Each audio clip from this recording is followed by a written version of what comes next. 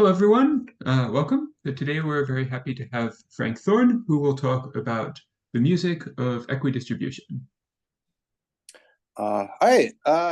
Good morning, everybody, or good afternoon, depending on where you're joining from. And thanks to Simon for the invitation.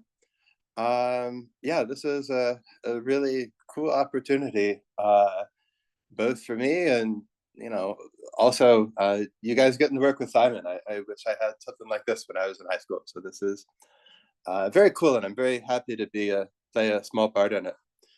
So I titled my talk the music of equidistribution, and so what I want to do is actually quite broad today. So I was asked to explain a little bit of what I do in terms of research. So I'm going to put a couple theorems that I've proved with collaborators on the screen, and you're probably not going to understand them or even have any idea what I'm saying unless you have a lot of background in analytic number theory. And so what I'm going to do is take a step back and kind of explain a little bit more about harmonic analysis in general. So let me just start with a formula here. So this is something that I proved with Takashi Taniguchi back in 2011, and you have phi p squared. I'm in a meeting. Yeah, meeting. Okay, so you have phi p squared hat of v, whatever that is, and you have this formula on the right for various cases of v. Okay, so you presumably have no idea what this is, and I'm going to try and give you some sense and hopefully persuade you that this is worth caring about. But what this is an example of a Fourier transform formula. All right, so something we proved. So this builds on previous work of myself with Taniguchi, also work of Bhargava, Shankar, and Zimmerman. But this is a theorem due to Manjul, Bhargava, Takashi, Taniguchi, and myself, that the counting function for cubic fields ordered by discriminant is RU Shankar. I'm sorry, this is Arul Shankar, different Shankar. So the counting function for cubic fields ordered by discriminant satisfies this asymptotic formula. Okay, so you probably also don't know what a cubic field is, unless you've seen any algebraic number theory, which maybe some of you have. But if you've studied any number theory, there are lots of cool things that come up. And there are lots of interesting ways within number theory to generate a list of numbers. And then you just go asking questions about it. You might have seen these questions for list of primes. Well, here we're looking at cubic field discriminants, which is something we come up in algebraic number theory. But anyway, we get this asymptotic formula with this pretty good error term. And for reasons that take a lot of technical unraveling to appreciate, this theorem heavily involves this one right here. And so what does a formula like this mean, and how does it get used in practice? And I'm going to try and give you a little bit of sense for that. Okay, so what I'm going to start off by doing, there's some, what's the O? So the O, so this is big O notation. So this means that's an error term. So this asymptotic function is this thing times x plus this other thing times x to the 5/6. And the difference between this and this is bounded by some constant times that expression here.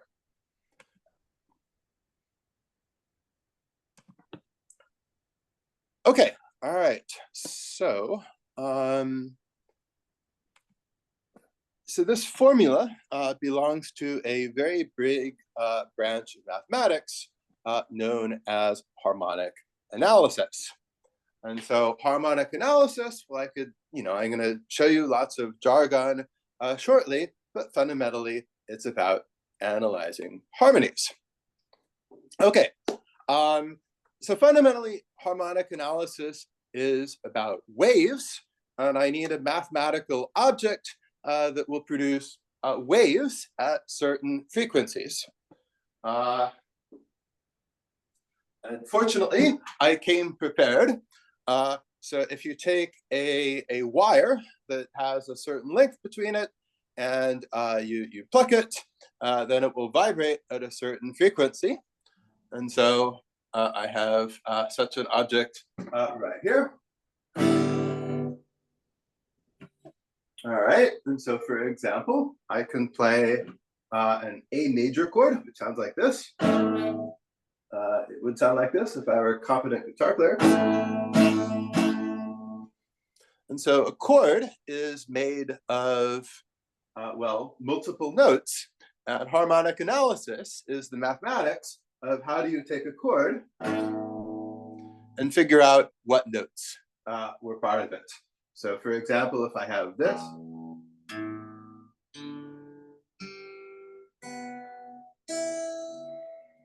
right? So those are going to be 6 pitches. So the guitar is vibrating a certain frequency for each.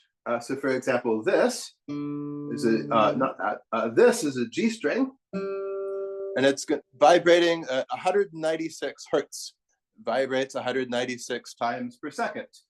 If I put my finger down here, then that it halves the length that's vibrating, and so the frequency will double to 392, which will sound like this. And I can get other ratios as well. I could give a whole lecture on music theory, but let me show you, one of the, more famous harmonies that one might want to analyze. And I'm going to share screen again. And all right. Any Beatles fans in the audience? So this is arguably the most famous track in rock, the most famous chord in the history of rock and roll.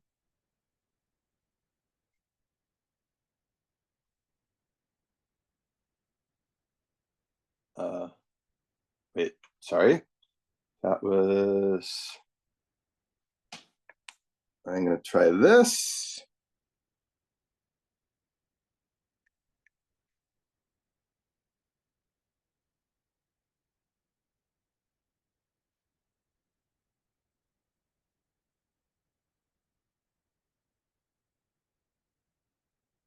Is this ad? Can you hear this? No, I can't hear anything. All right. Zoom. All right. I'm going to stop the share here, and I'm going to share.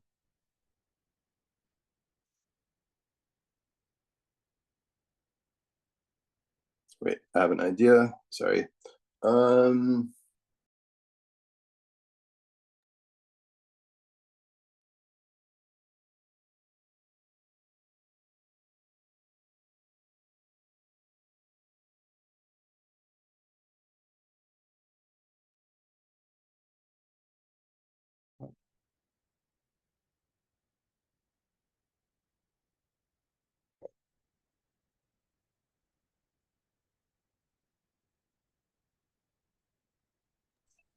All right.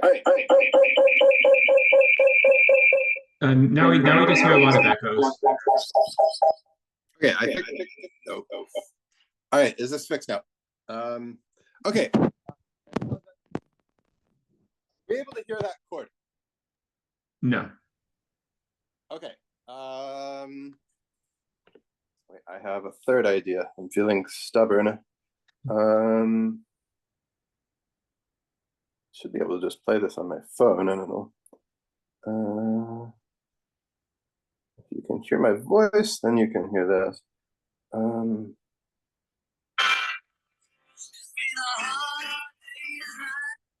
Okay, were you able to hear that? Yes. Okay. Does anybody know the song? Any Beatles fans in the audience?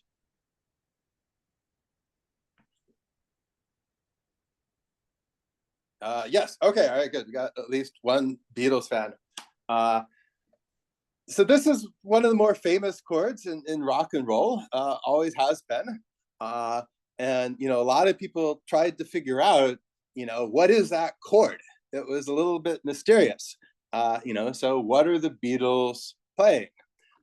And so, a lot of people looked at videos of them performing, but you might want to look at the math here. So now I'm going to share screen here. And there's this interesting paper here, Mathematics, Physics, and a Hard Day's Night. In this article, we shall use mathematics and the physics of sound to unravel one of the mysteries of rock and roll. How did the Beatles play the opening chord of A Hard Day's Night? The song may never sound the same to you again. And here's some various speculation. So something kind of complicated. And they did some musical forensics. But this branch of math is known as harmonic analysis because we're analyzing harmonies. So now let me see, I think I have my Desmos calculator. Okay, so excuse me. I want to full screen this. Okay, so this is Desmos, a website which I quite like. Can you share the link to the PDF? All right, yes. Let's see. Control C. All right, I just posted the PDF to the Zoom chat. Okay, so this is Desmos, which is an online calculator. All right, and so what I'm going to do here, so sound comes in the form of waves.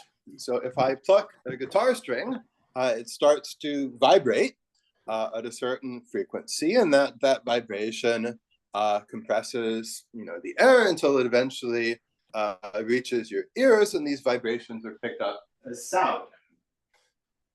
So this note right here, so that's going to be a G, and that's 196 hertz. So in other words, it vibrates, 196 times per second. Exactly 196 if it's tuned, well, depending on how it's tuned, or this might be approximate. So this is 196. This is 245. This is 294.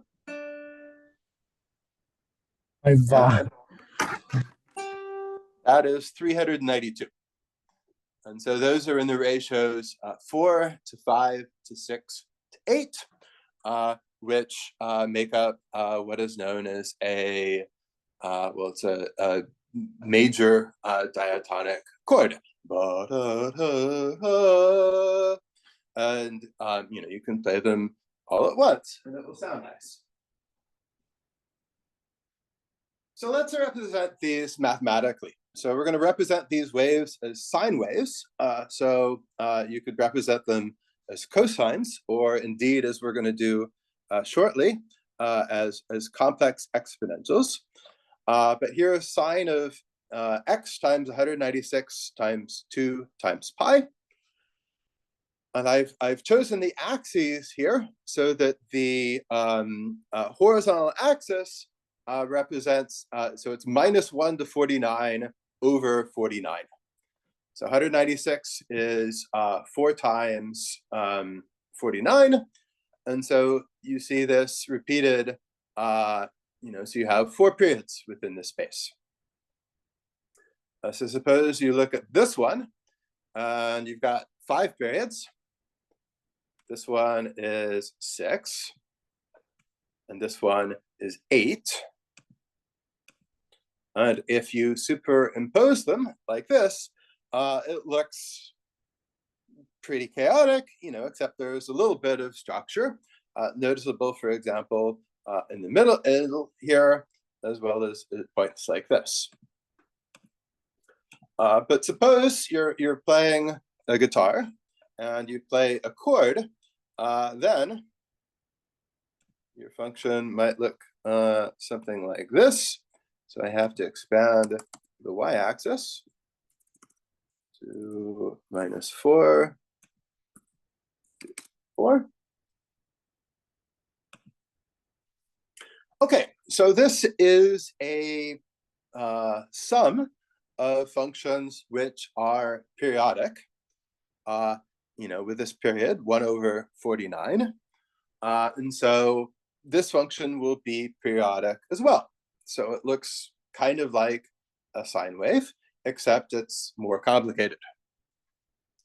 And the mathematical question I want to ask now is, suppose you were given this function, and maybe you knew it numerically, you knew it theoretically somehow, except you didn't have the formula for it. And so you wanted to know from what, what is this composed of? And so that's the math that I want to develop a little bit. Okay, so now is a good, where's my, now is a good time to pause for questions. Are there any questions right now? Oh, there's some chat. Let me, okay, good, I'm caught up. Questions?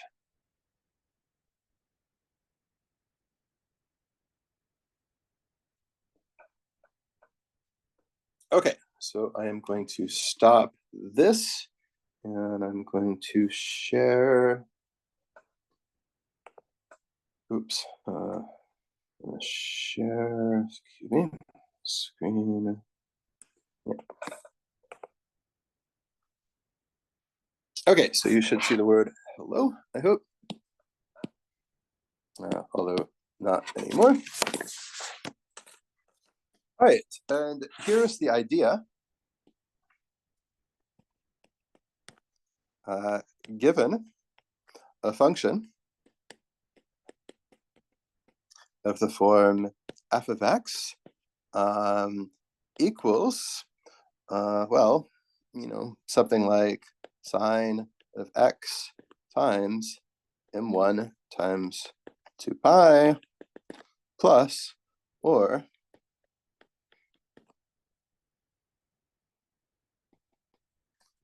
right, so you have a superposition of sine waves. Figure out what the mi are. Or more generally,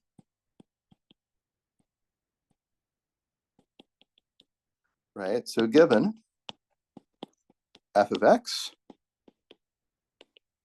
and I'm going to write it as a sum over all the integers, and I'm going to put, so I'm going to write it like this. So I'm going to write the above using summation notation. And so here, what do we have here?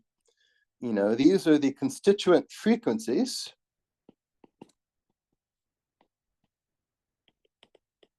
which in this case are all going to be integers, right? So we had one wave that vibrated at 196 beats per second, another one, at 245 beats per second, and so on. And so we're going to be able to detect frequencies beating at an integer number of beats per second with this. And so these are the amplitudes. So for example, I might have, these might be 1, but maybe I played one of the notes more loudly than the others. So for example, I'm taking piano lessons right now. And, one thing my teacher always emphasizes is that, if you play several notes at the same time, often that there's one that you should bring out above the others.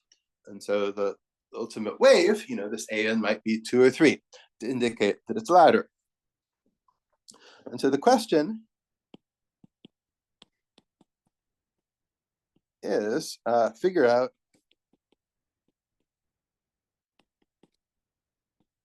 what the AN are. And we're going to assume either the sum is finite, right? I wrote it as an infinite sum here, or it's allowed to be infinite as long as the sum of those is finite.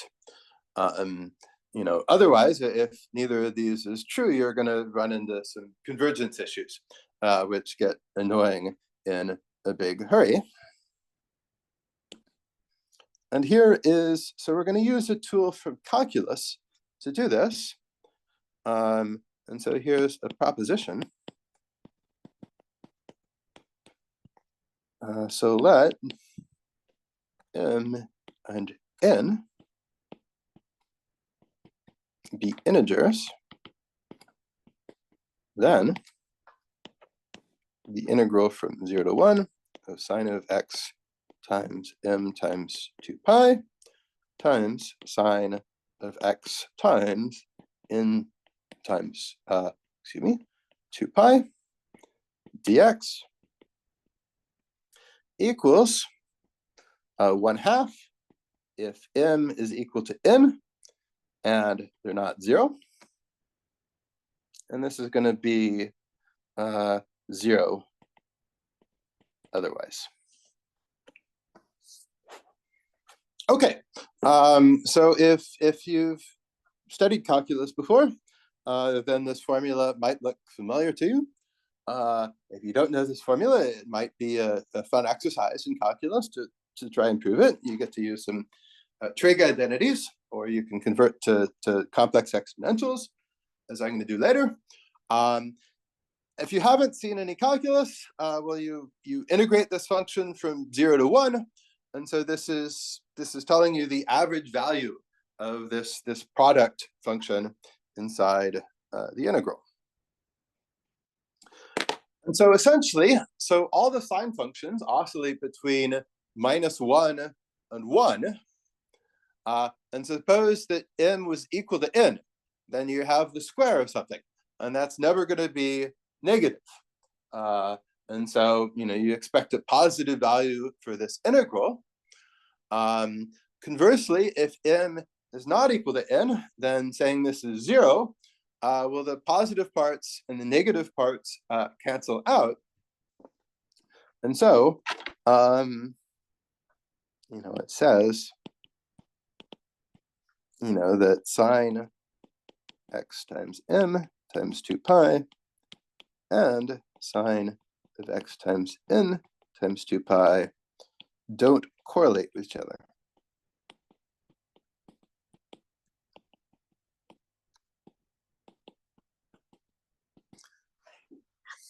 Okay, so this might seem a little bit strange because suppose we're given two numbers and you want to know that if they're the same or not. For example, you want to know, is 5 equal to 7? We'll just plug in this formula and see whether you get 1/2 or 0, and that will tell you whether or not 5 equals 7. Okay. Well, so what we're going to do, definition.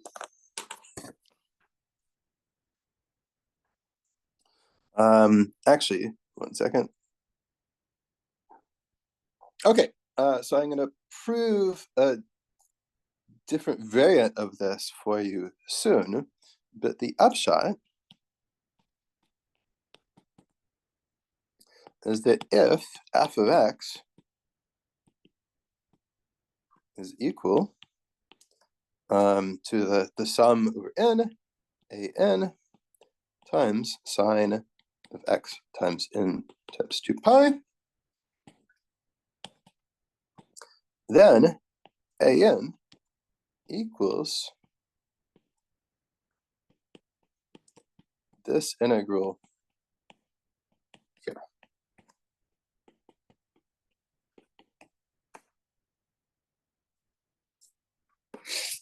Okay, so in other words, this might look a little bit funny, but the point is that you could figure out what these ANs were by looking at this integral.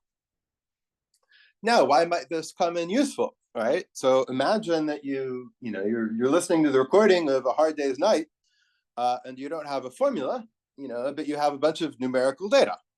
Then you can evaluate this integral numerically. And it's the same way that, suppose you're picking up a radio transmission, or, any kind of waves are coming from anywhere, and you have to decompose them. You have to, take some complicated signal that you're receiving and decompose it into its constituent parts. Okay, any questions right now?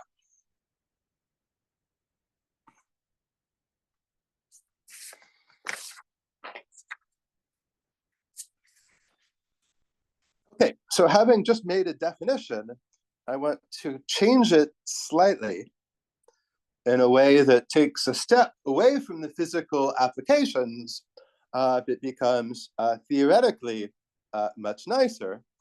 And I'm going to introduce complex exponentials. Right, so you hopefully know Euler's formula, e to the ix equals cosine of x plus I sine of x. So you are all part of the Euler circle, meaning Simon was no doubt an admirer of Leonhard Euler, as are we all, and this is widely regarded as his most beautiful formula, which probably many of you have seen, maybe a couple of you have not. But okay, so we have these sine waves, maybe there were cosines, and I'm going to put them together and make this complex exponential out of it. Now when you're, working with real world data, usually there aren't any i's, right? Remember, I is the square root of -1. And so we're taking a step away from the real world in some sense, but theoretically, this is how you want to go. These things are beautiful to work with. And so here is the definition,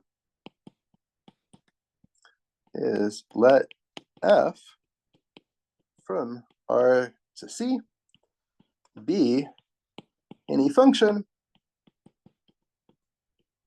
with f of x plus 1 equals f of x for all real numbers x. So in other words, this is a one periodic function, as the examples I showed you in the online Desmos calculator were. Then, for each n in Z, its nth Fourier coefficient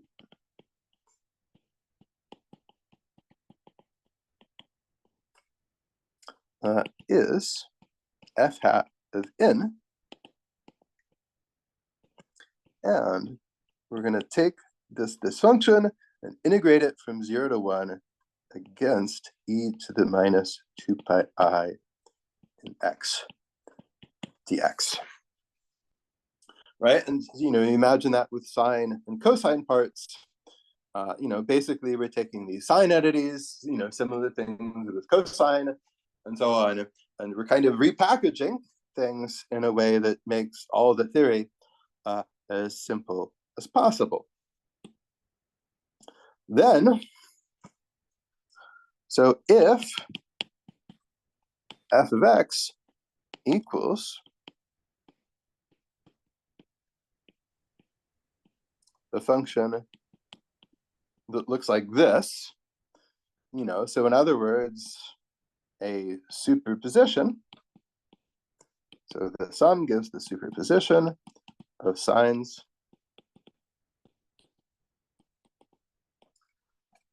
and cosines. Then we're going to figure out what this Fourier transform, or this Fourier coefficient is.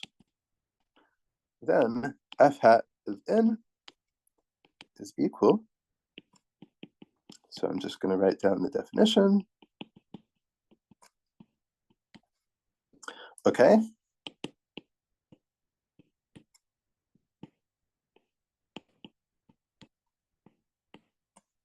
So we plug that in.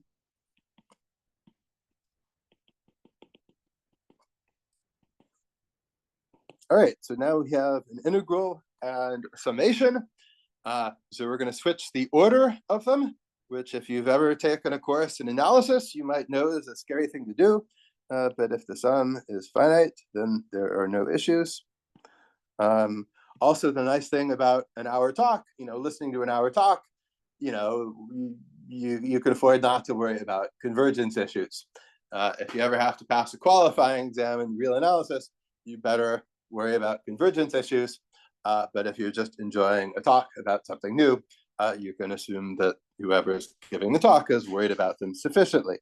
So we have AM, and then e to the 2 pi I, m minus nx dx, and you can evaluate that.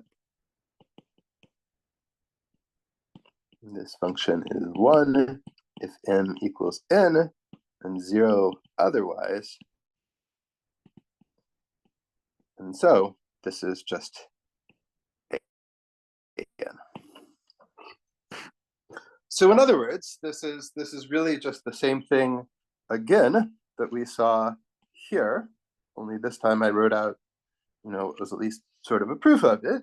But the point is that taking, this operation here, looking at its Fourier coefficients, is exactly the mathematics that is needed to take a periodic function and separate it into its constituent parts. And in general, so Fourier analysis and harmonic analysis are essentially synonyms. Harmonic analysis is analyzing harmonies, analyzing 3 notes at once. Fourier analysis, you really think of in terms of these integrals, but at heart, it's the same thing. Okay, so now using this example from music, I've introduced the fundamental thing. So Fourier coefficients / Fourier transforms that figures prominently in the research theorems I put up at the beginning of the talk. Any questions?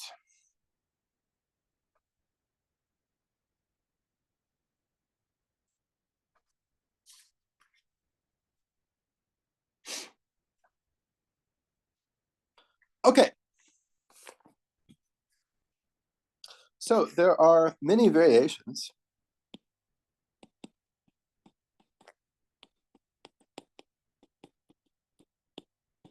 Right, so the above was for 1 periodic functions. There's something known as the Fourier transform on the real line, which is good for functions which aren't periodic, and which helps if suppose that the frequency is not an integer. 196 hertz you could detect, but 195.9 you couldn't. So there's a variation there, and I want to introduce a number theory variation. So now, suppose that f is a function from the integers mod m into the complex numbers.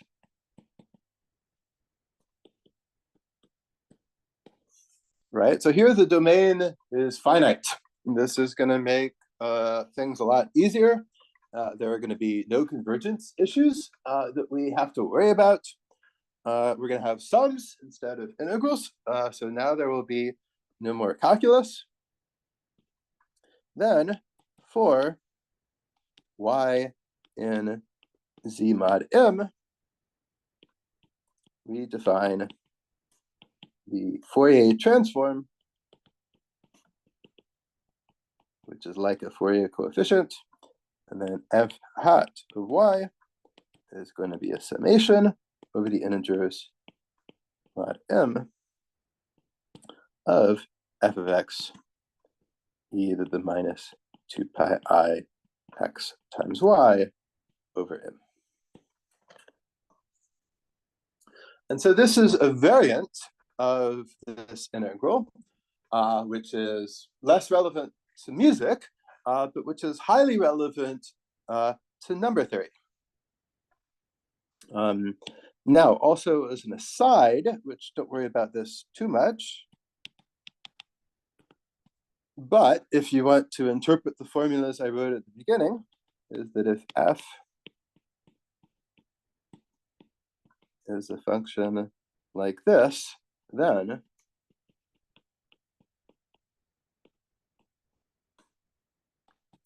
we can define like so. So in other words, we're still working mod m, but this generalizes nicely to multiple variables.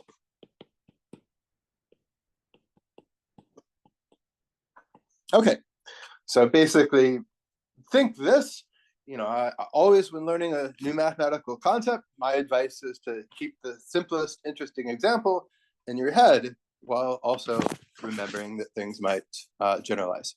So Psi n asks, is Z mod m to the R the Cartesian product? Yes, it is.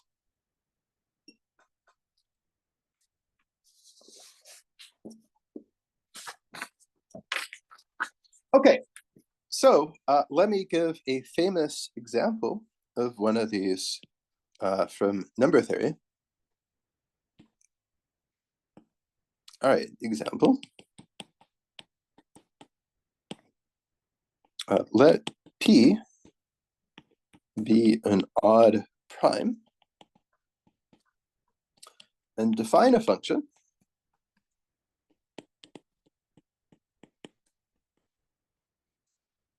by, and this function is going to be very number theoretic in origin. I'm going to leave a space in the middle.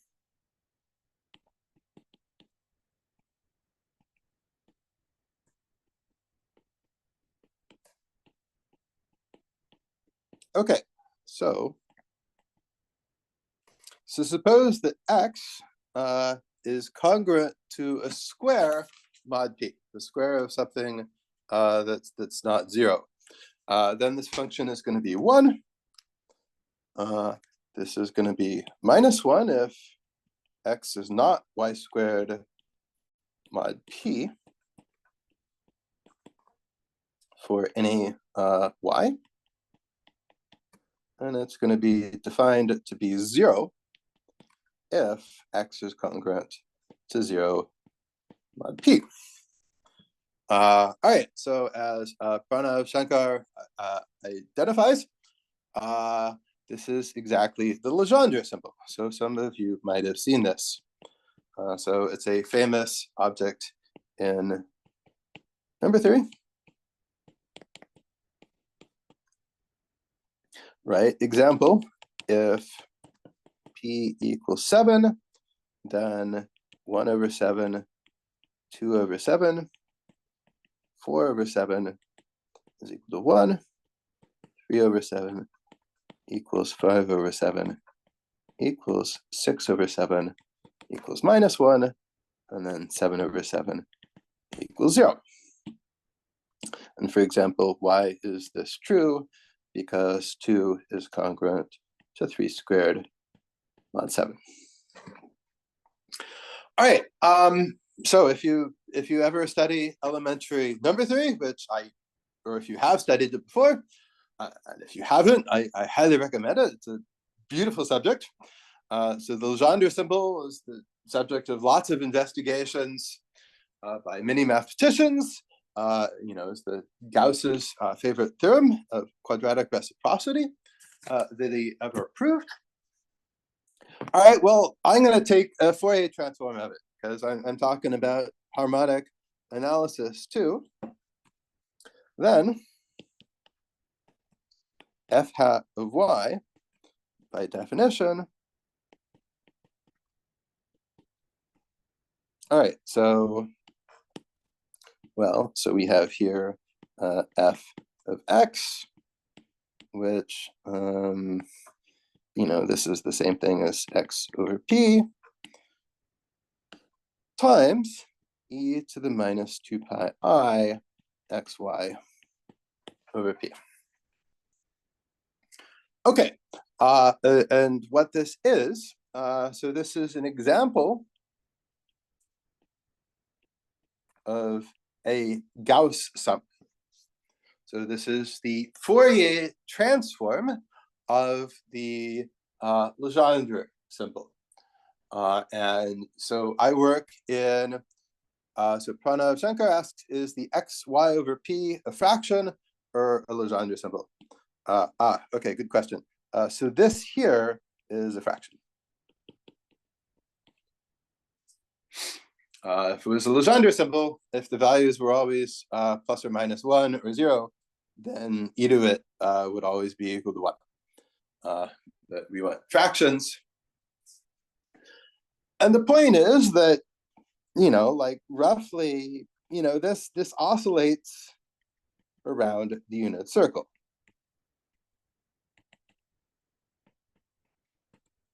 So this here is cosine of 2 pi xy over p plus I sine 2 pi xy over p. So remember the identity cosine squared plus sine squared equals 1. And so, these are complex numbers with absolute value 1, which live all over the unit circle. And you have this Legendre symbol, and the expectation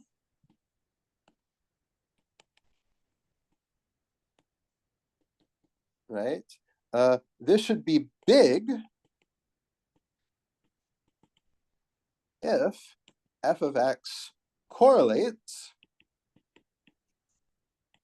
with e to the plus 2 pi I xy over p. So for example, if f of x did equal 2 pi I xy over p, then you multiply a complex number of absolute value 1 by its complex conjugate, you just get 1. And you'd be summing a bunch of 1s. And so this would be p. But you have this Legendre symbol, and we want to say it doesn't correlate. And here's a theorem proved by Gauss, is that if y is not 0 mod p, then this Gauss sum, this Fourier transform, what's a complex number of absolute value root p. And the moral is this is much smaller than p. And so this says that x over p doesn't meaningfully correlate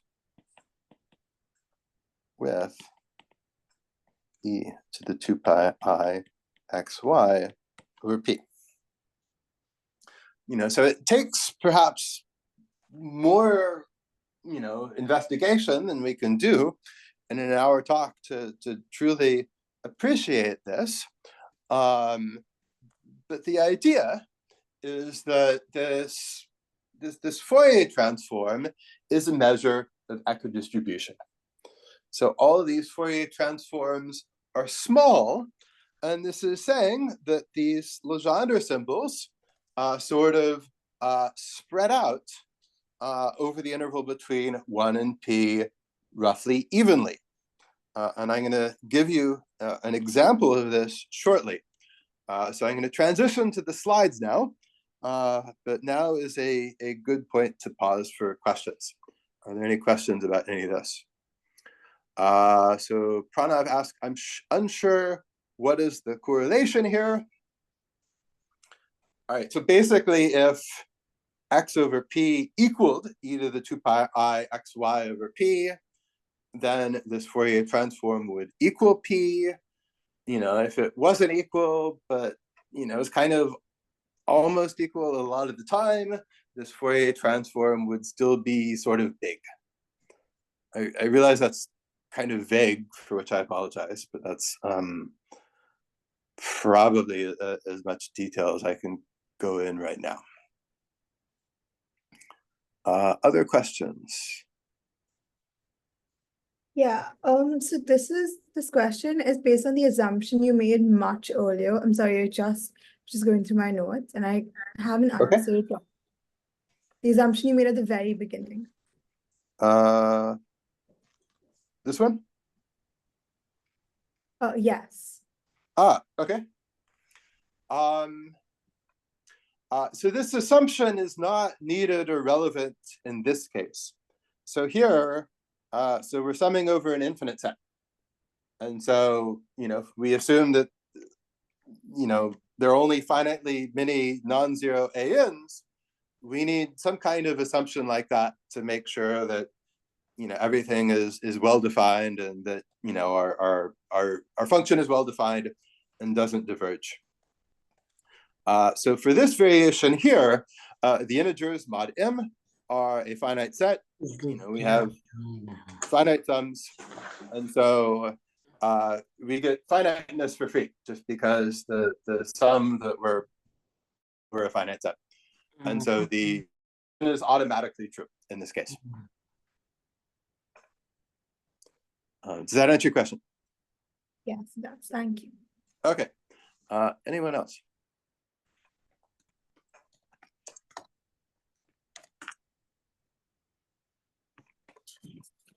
Okay, so I am going to stop sharing this, and I'm going to share my slides again now. All right, so stop this. All right, I'm going to share. Okay.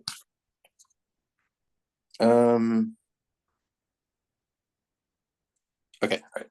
Gave me some error message, but I think this is okay now. Okay, so here were the slides, and we had this Fourier transform formula.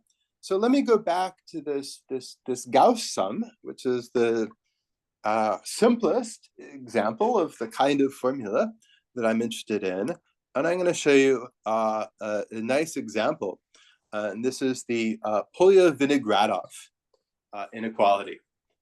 So it's one theorem that you might see in an introductory course from analytic number theory. Okay, so I wrote this maybe in too much generality. So I said, let chi be a primitive Dirichlet character. If you know what that is, great. But suppose that chi is the Legendre symbol modulo p. So that's going to be an example of a primitive Dirichlet character mod p. So remember, imagine you had this n over p, this f of n in the center here. And so I have this sum, and I start summing anywhere, and I stop summing anywhere. So this does it. Pranav asks, does this have something to do with characters of linear representations, which I am studying? Yes, absolutely. So Dirichlet characters are precisely the characters of the group Z mod P star, which is an abelian group. Therefore, all the irreducible linear representations are one-dimensional. And so they just take values in the complex numbers. You don't need to take traces or anything. Okay, and if you haven't studied any representation theory, don't worry about what I just said. Okay. All right, so we have this inequality, and this says, so suppose you take this sum, so this chi of n here, the example we're interested in is 1 for a quadratic residue, and it's -1 whenever you have a quadratic non-residue. And so we have roughly p over 2 ones, and we have p over 2 -1s. And this is essentially telling us that, we're never going to have like a really huge string of ones. The ones or the -1s are never going to predominate too much for too long. No matter where you start and stop, the most you could sum is, p to the 1/2 times a logarithm. And so this is an equidistribution statement. So this is exactly the kind of theorem that we're interested in. And so here's a proof. If you're seeing all this for the first time, this will probably not be particularly comprehensible, but a couple of points. So this tau of chi, this is the Gauss sum. So it's a direct application of that, the theorem of Gauss, that the Fourier transform. Is there a question? No. Okay. So it's a direct application that this and sort of it shows up there. And this is not terribly hard to prove, and you do some manipulation and you can get this to drop out relatively quickly. And so this is one nice consequence of what I said. Okay, so just to highlight a couple of the other gems of analytic number theory, which, are proved using at least related techniques. So for example, here's a theorem of Dirichlet on prime numbers in arithmetic regression. So suppose you have some prime p, and you have any a which doesn't share a common factor within it, then there are infinitely many prime numbers congruent to a mod p. And in fact, p doesn't have to be a prime, you can replace it with any integer modulus m. So for example, there are infinitely many primes which are 1 mod 3 or 2 mod 3. Or if you let p be 10, 10 is not prime, but there are infinitely many primes which end in the digit 1 and infinitely many primes which end in the digit 9. All right, Dirichlet proved this in 1837. Lest you think Dirichlet, or lest you think that this is exclusively an old subject. So here's a famous theorem proved by Yitang Zhang, James Maynard, Terry Tao, and the Polymath project, which is like a large-scale collaboration. This version of the theorem was proved in 2014. So, very much after I had started working in analytic number theory. So I had the treat of watching this unfold as it happened. And they proved that there are infinitely many pairs of distinct primes, p and q, which are separated by at most 246. It's believed that there are infinitely many primes which are separated by 2. That's the twin prime conjecture, conjectured by the ancient Greeks, still remains unsolved. But 246 is pretty close to 2. It's a finite number. And so this shows you the tremendous progress we've made in recent years. Broadly speaking, this very much uses these kinds of ideas too, that I've been discussing. All right, now back to this. So what is this? So this is the Fourier transform of some function that's defined over z mod p squared to the 4. So we're summing not over the integers mod p squared, but over 4 tuples of them. And we're taking the Fourier transform of something. And we get some formula, and this turns out to be small on average. So we get a lot of cancellation. And how this gets used in practice, so now this is going to be very sketchy, but I just want to give you some idea. So suppose one wants to count lattice points in some region, so you want to know how many lattice points there are in a circle of radius r. Well, then Gauss figured out how to do this as well. So you basically tile the plane with squares, and the squares that kind of overlap between these two are the difference. And so you get an approximation of the area of the circle, and the number of squares straddling the boundary gives you an error term. But suppose now that you only want to count some of the lattice points. And so here I put some congruence condition on these lattice points modulo 5. And so you want to count only the green points. Well, it turns out, suppose you want to, count these lattice points, but you only want to count the green ones. Well, you'd like to know that they equidistribute in the box.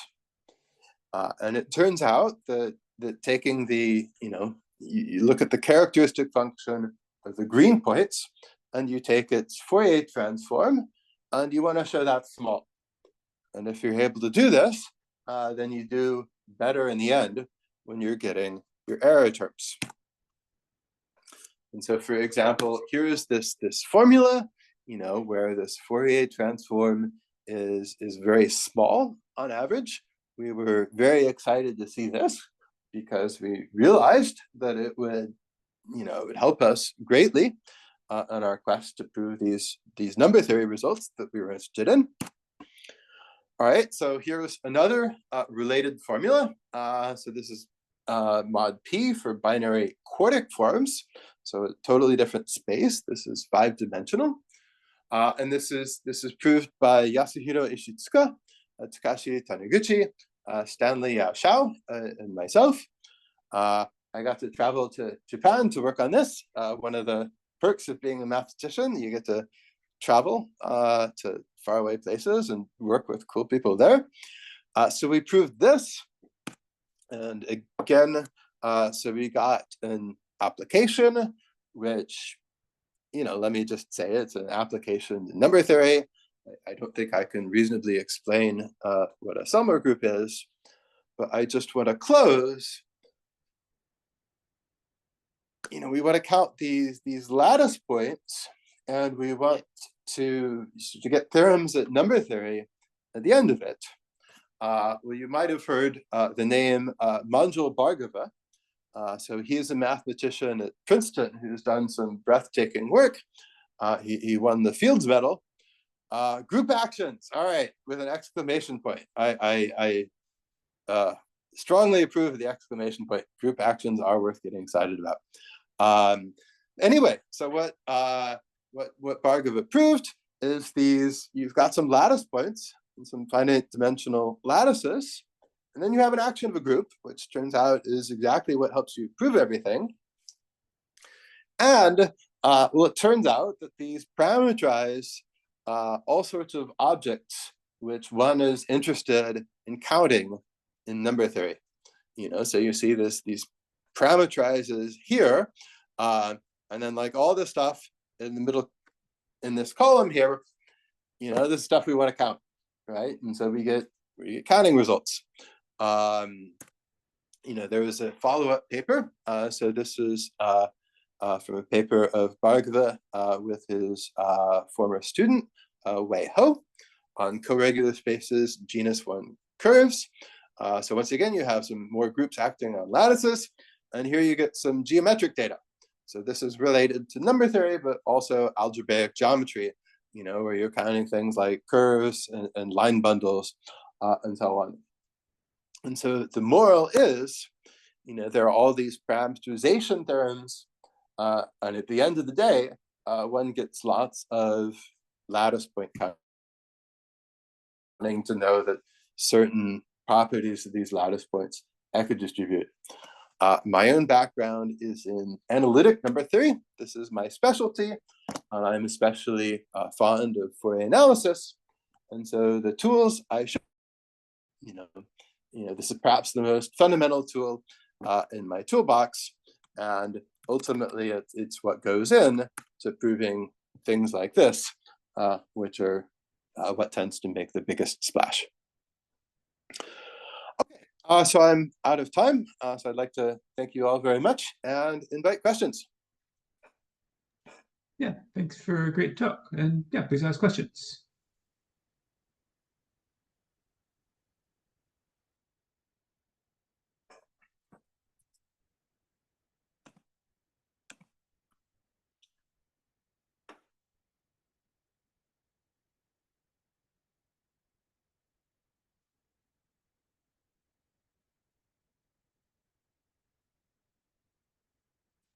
Feel free to ask questions aloud by unmuting yourself and just talking if it's too much typing. How do we prove the four polymaths theorem with primes differing by 246 with group actions on lattice points? So that one does not involve group actions. So that one does involve equidistribution and some exponential sums, but the primes are not on Bargava's list. They're kind of a one-dimensional object. So that's related, but Equidistribution and what else did you say? right. So what one essentially uses, so I mentioned Dirichlet's theorem on primes in arithmetic regression. And you want to know that the primes really, really, really equidistribute well in arithmetic regressions, in the sense of, want to know how many primes are congruent to 1 mod 10. There's an expected main term, and you take the difference, that's an error term, and you want to bound the cumulative error terms over lots of different arithmetic regressions. If you can do that, well, then there are these tools known as sieve methods that occur within analytic number theory. And basically you try sieve method, you're saying? Sieve methods, yeah. SIEVE, that is? Yeah. So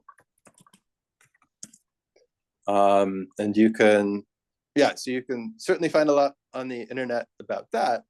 And so you have to, the construction of these sieves, you have to be a little bit clever.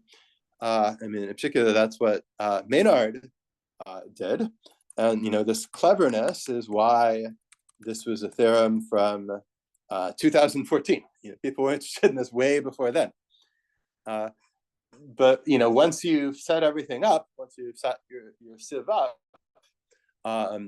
you get all these error terms coming from the fact that, you can't estimate primes in arithmetic regressions exactly.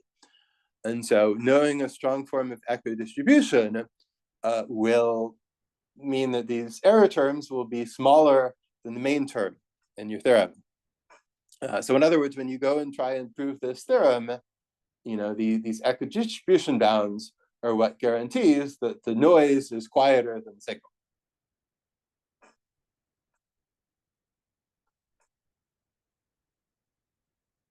Does that answer your question? Yes. Okay. But apparently this four polymaths theorem is really hard to prove, and to have any chance at this twin prime conjecture, somebody needs to understand such a very hard proof of the four polymaths theorem. Yeah. I mean, if you have background in analytic number theory and want to read any of these, I'd recommend reading Maynard's paper. I mean, it's difficult, but less difficult and less long than the polymath paper. I mean, Maynard got a weaker bound than 246, but he still got a finite number. And it turns out, I mean, this is especially true within analytic number theory, if you can often give proofs with weaker bounds, and the proofs will be simpler, and often they'll most cleanly illustrate the underlying ideas, what's really going on in the paper. Whereas if you want to, get the sharpest bounds possible, then, every sum or integral that comes your way, you have to analyze it to death and not lose anything at any point.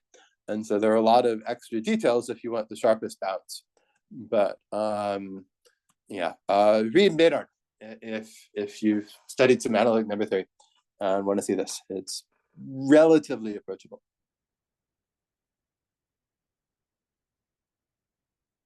Thank you. Thank you. Yeah, my pleasure. So for your research, how did you guys jump from the Fourier analysis part to the counting problem that you showed earlier, the theorem? How did that jump happen? how did that jump happen? Yeah, that's a very good question. I mean, it's a very long story. So one has to count lattice points, and there are several ways of doing so. So there are geometric approaches, which are kind of the analog of doing this, only in higher dimensions and for more complicated regions. So here you just have a circle, but imagine like a 4-dimensional region with some tendrils going off to infinity. So it's the same idea. And so you can use geometric methods. So in the paper I mentioned, we actually used something known as Shintani zeta functions, which are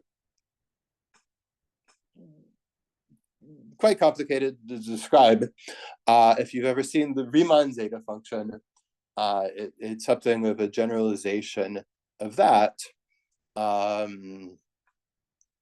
There's also, you can set up an application of the Poisson summation formula. It's a very good question. To answer it completely would, I could talk for a couple hours, but really this Fourier transform over finite fields is only one of the ingredients. And this is a whole nother piece of the proof. But roughly speaking, using geometric methods is the easiest way to prove this kind of thing. And it's still fairly involved. But, so for example, all right, let's see. Shankar Zimmerman. So this is not my work, but the work of Arul Shankar, Jacob Zimmerman, and Manjul Bhargava. So this is about cubic field counting also. And you go into the middle here, and this basically all this stuff in the middle is about counting lattice points. So there's a lot, but the very brief answer is that you kind of stare at this picture deeply and figure out how Gauss's solution of his Gauss circle problem, let me write that in the chat, you kind of figure out how that worked, and you write down the correct generalization of it, which takes a lot of work, but very roughly speaking, that's the idea. So like, I guess from like my perspective, I guess, cause like previously you mentioned the Fourier transform at least was trying to look at the coefficients, right? Of your the composition of the harmonic, at least in harmonic analysis, you have a bunch of superimposed layers and you're trying to find the coefficients, and the Fourier transform is useful in that. But then how does that get used into counting lattice points here? Because you have an approximation, so that I could see why you would at least why you would look at the area or volume or in higher dimensions, whatever, right? It encompasses, but then how would you go into counting with that? Because you're looking at coefficients of superimposed things. So I'm not, I don't know, for me that didn't I don't see the connection clearly, right? Even yeah. So there are multiple ways in which this could be done. Here's here's perhaps the simplest. So I mentioned when you're applying the geometric method, basically the Gauss circle problem, you get an error term, all the boxes that the circumference of your circle goes through give you an error term. So for example, here, all these squares straddling the boundary, the area of those are your error term. Now here I put some conditions, modulo 5, and now all the squares on the boundary are error terms, but you have 5 by 5 squares. And so the error term is much bigger. And this is problematic. Now suppose that you know that you have some bounds on the Fourier transform modulo 5 of the function indicated by the green dots. Well, then one thing you can do, analogously to the Polya-Vinogradov theorem, you can count points in smaller boxes. And what this allows you to do is you can get error terms smaller than the total area of these boxes, just by knowing that these green points, equidistribute within the boxes, that, each one of them, you're going to have roughly the correct proportion inside as well as outside the circle. I mean, that still doesn't, do the calculation that shows it to you, but hopefully that gives you at least a little bit of an idea. Yeah, I think I'm like starting to grasp it a little bit, but I'm not sure. Okay, great. I mean, for a math talk like this, like starting to grasp it is the goal in some sense. Yeah. So Pranav asks about Pick's theorem. This is not something I've heard about in this context. I actually don't know what that says. What is Pick's theorem?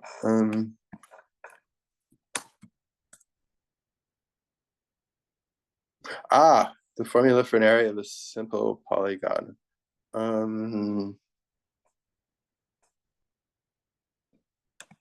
Okay, I feel like this would probably not help, but I won't swear to that.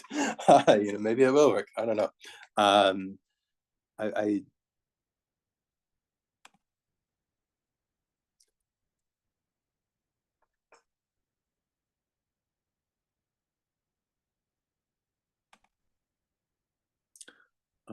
Any other questions? So maybe we can use a dodecagon to get upper and lower bounds. Okay, so here's the thing. I mean, you can use a dodecagon or a billiongon or whatever. So you get better bounds in some sense, but what you really care about, so the radius of the circle is growing. And so remember we had a big O term earlier in the talk. We really care how fast is the error term growing as a function of R. So for example, in the Gauss circle problem, so the number of lattice points inside a circle of radius R is pi R squared plus big O of R, plus an error term that's, bounded above by a constant times R. So you use a dodecagon, you might be able to make that constant smaller, which is nice. It's certainly worth doing. But the kind of theorem that, one is really interested in, can we replace R with like R to the 3/4, a function that grows slower asymptotically as a function of R. And so that's what we're even more excited about.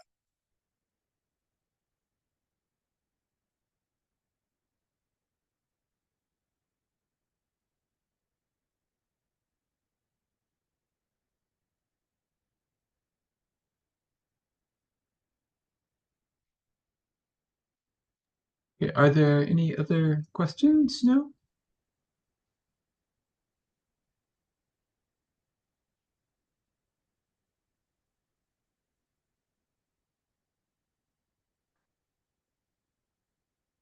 Well, okay, so if there are no other questions, then let's end this part of the class now. So thank you for a great talk, Frank. Yeah, thank you very much.